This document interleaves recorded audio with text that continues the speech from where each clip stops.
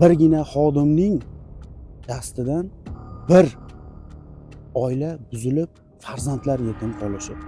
Ertangi kunda bu jamiyatimiz qanday holatlarga kelib qolishini tasavvur ham qila olmayman. Kerakli mutasaddi tashkilotlarga savol bergan bo'lardim. Sizlar rafiqalaringga kech payt mana shunaqa xodimlar telefon qilib bezovta qilsa, sizlar nima qilgan bo'ladilar? Hurmatli mutasaddi tashkilotlar, uzum nasiya savdo xodimlarini ayollarga nisbatan suvaki yo'qroqmi yoki shilqimmi? Viloyat majburiy ijro boshqarmasi obro'sizlandi. Dam olish kunlari birovning ayoliga qo'ng'iroq qilishi bu qanchalar?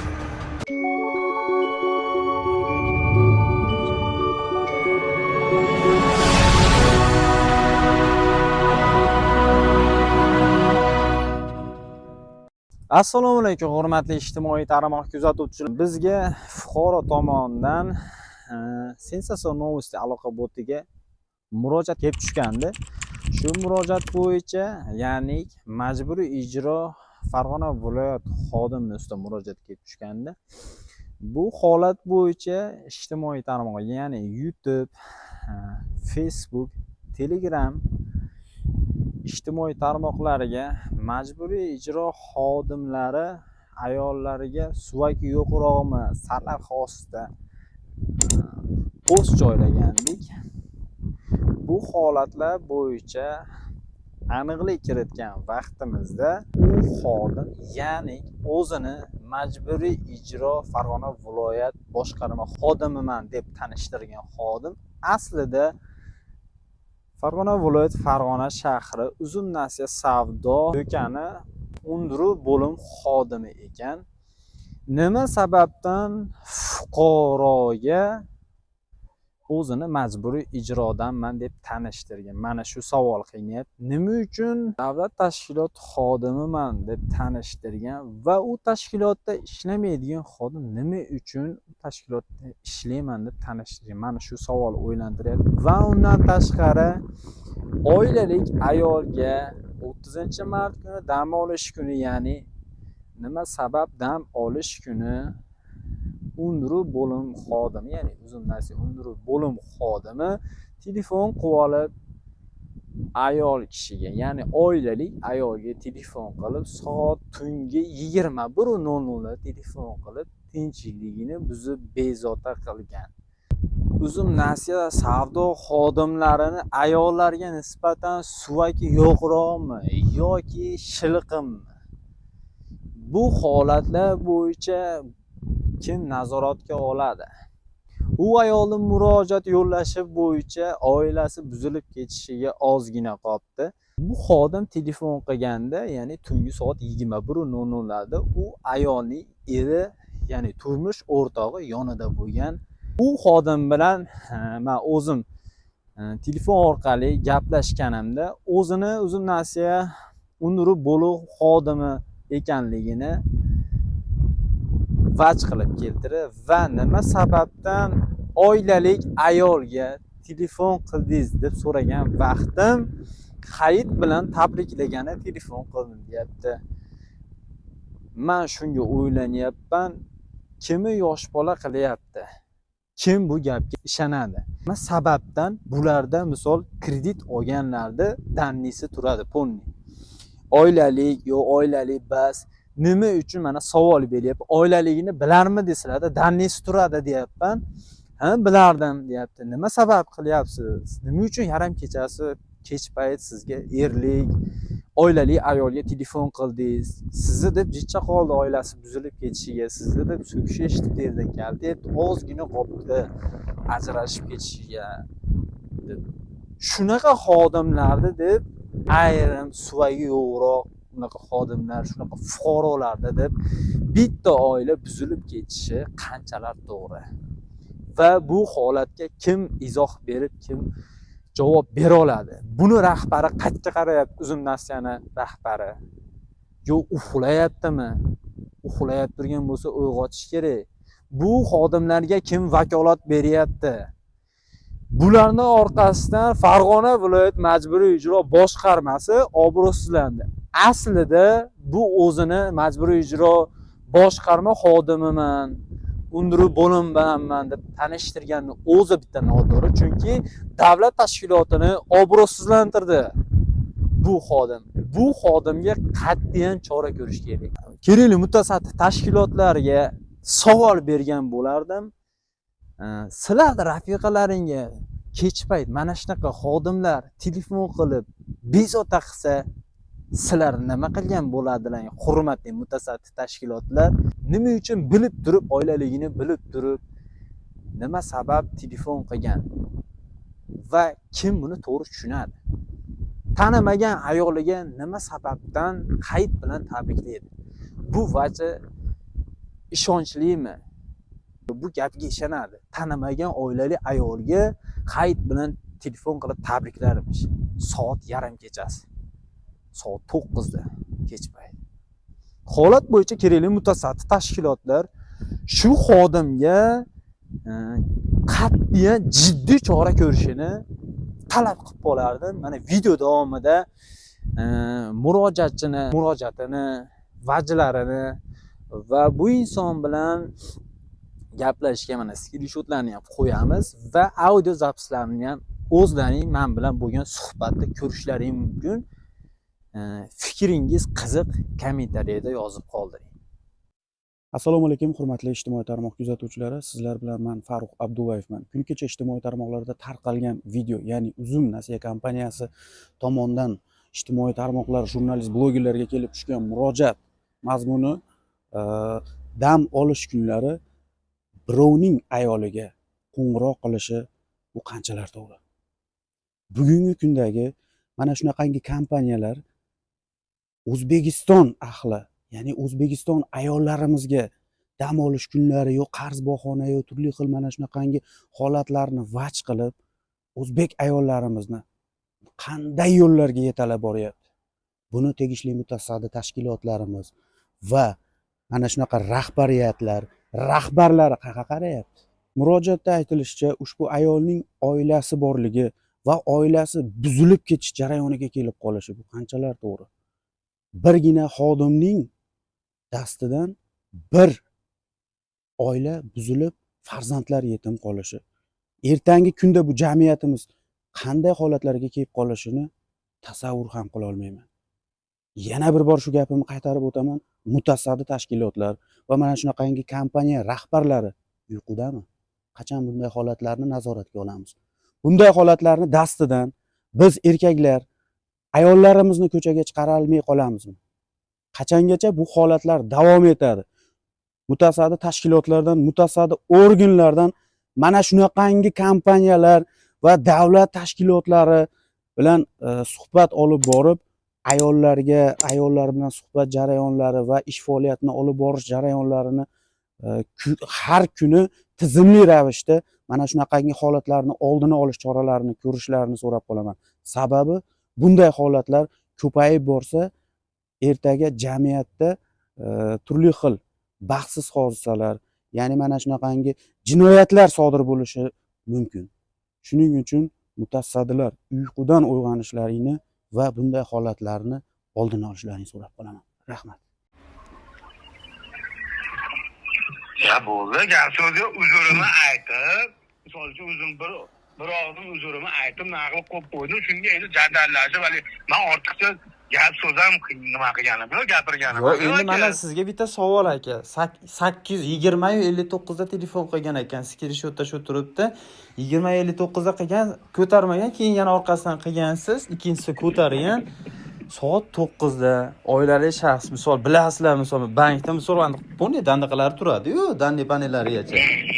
Ha, bilib turib, oilali ayolga soat kech payt telefon qilib, sizlar bank xodimlari, undiruv bo'limimi, qaysi bo'lim bo'lsa ham, hali oilali ayollarga telefon qilib, hayit bilan tabriklaymiz. To'g'rimdan aka, u yomon nimada bo'lmagan aka, bu prosta uzurini ham aytib, nima qilib qo'ysam ham endi haligi uni jadallashdi, hali nima kerak yo'q-da, u nariyog'im nima. Hozir xo'p, ash bankda qaysi bo'limida ishlaysiz aka? Undiruv bo'limi deyapman aka. Ha, bankning nomi nima aka? Nima endi aytishim shartmi aka? aytishi shart bo'lmasa aka, men shu bankingizni topib boraman-da aka. Siz meni yaxshi Hop. tanimaysiz aka. Hop. Rahbariyatlaringiz o'zi uchun juda yaxshi taniydi. O'shuning uchun aka, gapni ko'paytirmaylik. Qaysi bankda ishlaysiz, ism familiyangiz nima? Chunki hech kuni kech payt telefon qilgansiz-da. Mana yerda bitta oila kassasini chiqarib yuborgansiz, tushunyapsizmi aka? Er xotin ikmishi bo'lib yotibdi, demakda. Chunki siz ham xotiningizga kech payt begona shaxs telefon qilib, dam olish kuni hayit bilan tabriklab, qalaysiz, yaxshimisiz, uyda buydi desa aka, siz ham mingiz qisib qoladi-da. Bitta oilani buzib yuborishingizga jicha qolganda, o'shuning uchun men aka majburiy ijro xodimi deb chiqardim men tarmoqqa. Hozir matbuotga telefon qildi aytdilar. Katta bo'lsa hozir aka borib uzr so'rash bo'lsa uzrini so'rab naqd qo'yamiz aka. Nimalar aka u? Bo'ldi aka, men misol o'zingizni mana misol bu ayolga ham tanishtirishingiz kerak-ku. Men esimdan chiqib qoldi, deyapti. Ism familiyangiz aka. Shu bankda ana aniqlar, hali ishlayib turgan joyingizni aniqini aytsangiz, qaysi bank? Ism familiyangiz nima? Ya endi aka uni hozir ijtimoiy tarmoqqa chiqarib ham dada aka borib o'sha uzr so'rash bo'lsa Aka, xolasangiz ayting aka, bankingizga bor, rahbariyat tomonidan chaqirtirib bilib olaman. Prosta meni ovora qilmang, men itga o'xshab ovora bo'lganimdan aka, yaxshilik bilan tugamaydi bu narsa. Aka, men sizni ishdan bo'shatmagunimcha qo'ymayman. Chunki meni domimda turadi bu ayol. Kech payt vafshi to'palan bo'lgan yugurib tushganman, baqir-chaqirib, kashasini chiqarib o'rgansiz-da aka. Ya aka kashasini chiqarib ortiqcha gap so'z bo'lmagan. Endi oshiqcha gap so'z bo'lmasa, men sizga savol beryapman-da. Siz misol xotiningizga soat kech payt 9 da birortasi telefon qilib, qalaysiz, yaxshimisiz, sudingmidi deb turib, hayit bilan tabriklasa, dam olish kunida, ish kuni bo'lsa ekan, haliga kreditni to'lasin deb telefon qilib, kreditni ham aytgan ekan sizga, nech pulini hamdir, dugonasi to'labdi, 600 ming asstatga qo'ygan ekan, to'g'rimi? Ha, dugonasi to'lab qo'yadigan. Hali siz boshidagi 1,5 million so'mma bir xil turganda, siz telefon qilsangiz bo'lardi, lekin o'shanda ham dam olish kuni bas-da aka. Hamma hayitda dam olyap turgan payt siz telefon qilib turib bitta oilani buzib yubordingiz-da salka. O'shanga aka uni buzib yuboradigan gap bo'lib, aka bir narsa bo'lsa ekan aka, buzib yuboradigan gap. Ha, bo'ldi bo'lmasa aka, gapirganim yo'q deyapman jon aka. Siz prof ekansiz aka. Qaysi bank xodimisiz aka? Men prosta ovora qilmay aka, ismingizni, familiyangizni ayting. Sizga nimaga, men sizni nima ovora qilaman aka? Yo'q, men sizni hozir baribir misol jurnalistni surishtirib o'tkazgani rahbariyatingizga boramizda, o'zingiz aytmasiz aka. Siz o'sha majburiy ijrodan meni bularga ham tanishtirganingiz uchun aka. Majburiy ijrodan meni tanishtirmaganman o'zimni. Aka, majburiy ijrodan emas, men undiruv bo'limidan deb tanishtiraman aka men.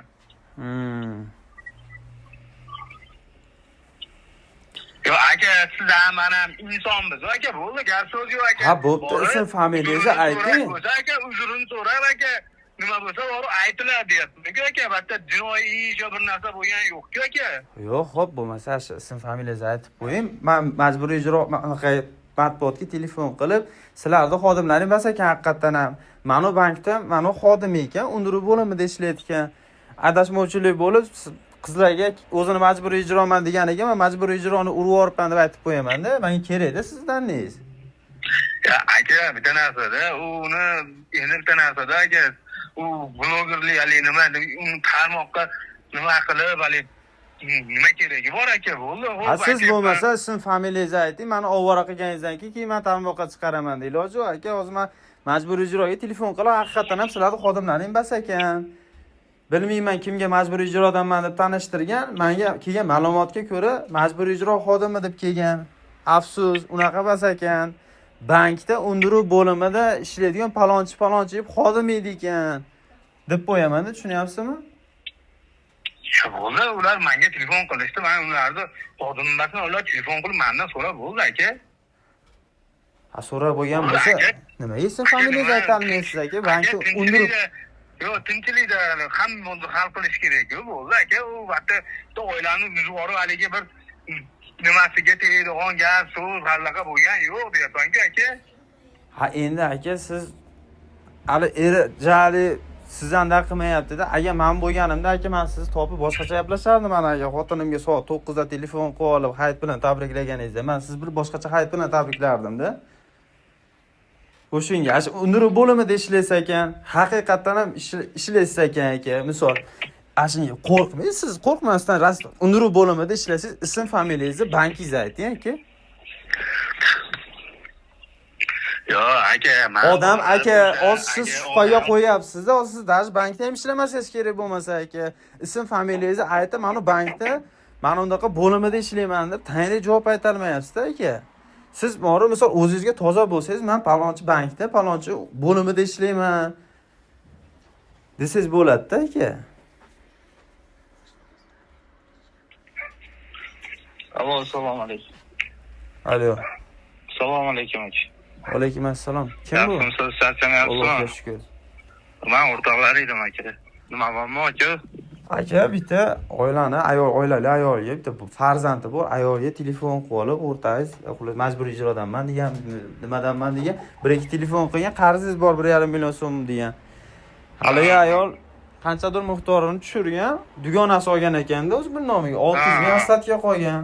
Endi u ayolga telefon qilib, kech payt soat 9 da qalaysiz, yaxshimisiz degan. Yaxshi, rahmat desa, aytdan-baytdan gapni olib turib, xullas hayit bilan tabriklayman degan. Siz mana nimaga hayit bilan tabriklayapsiz? Siz bilan tanish joyimiz bormi? Desa keyin tanish bilishlik joyi bormi degan. Eri bo'lganda yonida. Ha. Keyin tars aytib bera olib turib, telefonda alo desa, betiga qo'yib qo'yib, SMS jo'natib yuborgan. O'sha kundan beri bularda oilasida urush janjal bo'lyapti. Sani yo'q biringi bo'lgan, sen endi majburiy ijrodagilar bilan ham yuribsanmi? Bunaqa deb. Tushundim aka sizni. Tushundingiz aka? Endi o'ylang, sizni dam olish kuni, sizni xotin, misol sizni agar xotiningiz bo'lsa, kech payt soat telefon qilsa, to'qqizda. Shunaqa Yo'qishmayli aka, tem bo'la, hali qalinsiz, yaxshimisiz deb boshdagi muomalasi boshqacha bo'lganda, menga er aytayapti. Shunaqa muomala qilyapti, nima deb tushunishim kerak deb. Kech payt xotinni pizdes urganda rosa. Baqir chaqir bo'lgan tushganman. Men bu 4-etajda yashayman, pastga yugurib tushganman, nima bo'layapti ekansa. Xotinini rosa uryapti turgan ekanda. Normalniy bitta ayol hozir yomon otlab bo'lib ketganda, tushunyapsizmi? Bayram kuni majburiy ijro xodim bo'lam, qanaqa xodim bo'lar, seni soat kech payt 9 da senga nima uchun telefon qilyapti? Nimaga povod berding bunaqalarga? Tanishing bo'lmasa, povod bermagan bo'lsa, nima uchun telefon qiladi? 7 begona odam seni hayit bilan tabriklagani deb urush bo'lganda, o'shanga akaga aytayapman. Men andaqani majburiy ijroni urib o'rganman-da. Tarmoqqa chiqarib turib, skrinshotlar bilan chiqarib urib o'rganman. Majburiy ijro to'sib ketgan. Toz matbuot ham telefon qilyapti. Majburiy ijrodan men ham nima qilishdi, telefon qilishdi aka. Bu masala bo'yicha. U undiruv bo'limi desa, bu majburiy ijro tushunishgan shekilli. Ashir, akaga aytayapman.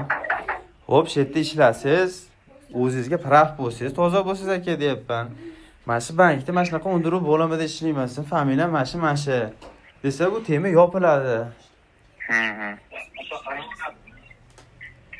Hop, bitta masalada endi hozir bu agarda misol nimani aytsa, assalomu alaykum. Nodirbek akani uylari bormi sizlar? O'sha men nima bo'yicha aka nima qilinadigan bo'lsa, u atda buni ham nomi chiqib qoladi, uni ham nomi chiqib qoladi. Bitta yana bitta kasa, ikkita kasa bo'lib ketadi. Yo'q, endi aka shu. Yo'q, demoqchimanki, buni men misol u tomonlama tarafini olmayman. Men конечно, u tomonning tarafini olaman. Chunki bu niprof qilyapti, kim bo'lib kechikirganda. Kim bo'lib menga hali quruq gap aytsam ishonmas edim-da, hali. SMS'ini skrinshotlarini ko'rsatib, bir marta telefon qilgan, ayol ko'tarmaganda, ayol kishi. Ikkinchisi iloji erini oldi, nima ko'tarmayapti telefon, davay ko'tar gaplash degan. Ko'tarib gaplashgan, o'sha bunaqa muomala qilgandan keyin qalaysiz, yaxshimisiz, yaxshi yuribsizmi? Siz aka blogermisiz? Blogermi? Shunga aytayapman, aka. Siz nima aka? Sunnatullosizmi, aka? Sunnatulloh. Men ko'p tanishlarim bor-da, ana 4 ta balon. Keyin nima? KPK yo'qmi, 4 ta balonlarda aka. Men ular prankchi bitta masxarabozlarda. Vayn prankchilar. Biz tanqidli blogerlar KPK yo'qmaymiz prank vaynchilarda. O'zingizdan Farg'onalikmisiz? Farg'ona shahardanman men. Men ham Farg'ona shahardan. Shunga aka ism familiyasini aytib o'ring, siz asl undiruv bo'limida ishlayotgan. Bo'ldi, hozir men o'ziga nima qilaman chiroyli qilib nima qiladi tushuntiryapman nima bu bolalar yaxshi bola bu ana qilmaydi Ayo, endi biz bilishimiz kerak-da, bizga murojaat tushgandan keyin hali danni bilish kerak-da, hali kimga bular pul to'laydi? Balki mошенникdir bulardan pul olib yurgan odam. O'shuncha haqiqatan bank xodimimi? yo'q aka man pul shubhaga man odamlar o'zimni shubhaga tushib oldi, shu shubhalanadi. yo'q bo'ldi aka просто u qo'lidan man pul olganim man unaqa qilganim aka bo'ldi men bor uzurini aytish bo'lsa aka bor uzurini aytib aka nima qilinadi hozir bitta ishda aka o'zi aytgandek kasha qilishni keragi yo'q aka hammamizdan erkak kishimiz aka Yo'q, xo'p, aka, biz haqqan bank xodimligini bilish uchun biz surishtirishimiz kerakmi? Chunki baxt telefon qilib majburiy ijrodaman deb tanishtirganda, tushunyapsizmi bularga? Undirib bo'lib demagan, mibdanman deganda, tushunyapsizmi? yo'q man o'zimman aka deyapman man o'zim Sherzodbekman aka ismim hech qanaqa man undirib nima mibdanman demaganman aka undirib bo'limidanman degan mibdan deb tushungan Xo'p, ashi qaysi bankdasiz? Biz haqiqatan ham xodimligingizga ishonch hosil qilaylik aka, biz telefon qilib turib, mana shunaqa xodim bormi, yo'qmi deylik. Siz haqiqatan ishlaysiz, biz hali haqiqatan ham xodim ekan deb ishonaylik aka. Chunki mashining ham ko'payib ketganda aka. yo'q xo'p aka man nima deydi ulardan pul olib haligi mошенникlik qilib bir narsa qilganim hozir bitta narsada aka man hozir oddiy bitta narsani hozir nima deydi hozir man sizga aytsam yana ijtimoiy tarmoqqa chiqib bu narsali kasha bo'lib bir narsalar bo'lib ketishini xohlamayman aka Ha, yo'q, O'shaning xo'p, uchun, aka. aka. Ijtimoiy tarmoqqa sizni nimangiz chiqaraman aka hozir? Misol xodimligingiz tasdiqlovchi bir ism familiyangiz mana bo'limda ishlayman deychi aka siz. Bo'lmasa iloji yo'q. Majburiy ijro xodim emas ekan, murojaatchidan so'rayman-da, qaysi bankdan olgansan deyman, bankini biladi-yu, bankingizni chiqarib yuboramizda bo'lmasa. Undan ko'ra bizni ovora qilmang, bankdan boshqa avvaldan telefon qilib, sizni qiziqib undiruv bo'limida mana shu nomer ishlatadigan xodimlaring bormi deb qiziqib, hali sarson qilmaydi. Undan o'zi ism familiyangizni, bo'limingizni aytib qo'ying, bo'ldi aka. Haqiqatan bankda ishlayotganda mana murojaatchiga eriga haqiqatan bankda bunaqa undiruv bo'limida ishlayotgan. Uzurini so'rayapti.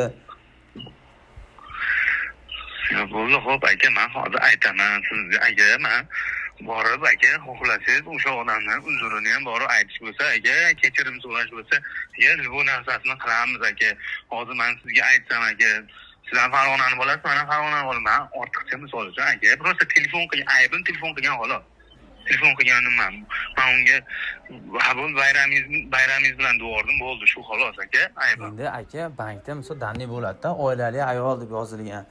Oilali ayolda endi kechpay 9 da telefon qilish to'g'rimi aka? yo'q o'm noto'g'ri deyapman Ha, noto'g'ri yo'q bo'ldi, aslida men eri aytyapti, bu majburiy ijroda ishlamaydi. Matbuot bilan gaplashdim-da, podyezdda gaplashib turdim, eri qarab qo'y, kim bilan gaplashyapsiz deb, majburiy ijro matbuot kotib telefon qildi. Ayol kishi ekan, telefon qilib gaplashyapti tursam, bu hali ham majburiy ijroda ham ishlamas ekanmi deyapti. Demak, mashinalik ekanda deyapti. Tushunyapsizmi? Hali palon ism familiyangizni aytib, mana bankda ishlayotgan. Xodim ekan, undiruv bo'limida ishlayotgan palonchi ekan deb aytish kerak-ku. Eri hozir bo'lmasa hozir 102 qilib 1102 qilay deyapti-da. Yana qiladigan bo'lsa demak mashinalik ekan deb. Ha, o'zingiz hali chuqur hali botqoqqa botirmay, undan ism familiyangizni, mana shu bo'limingizni aytsangiz, eriga men aytaman, mana shu bo'limda ishlayotgan, ism familiyasi palonchi ekan.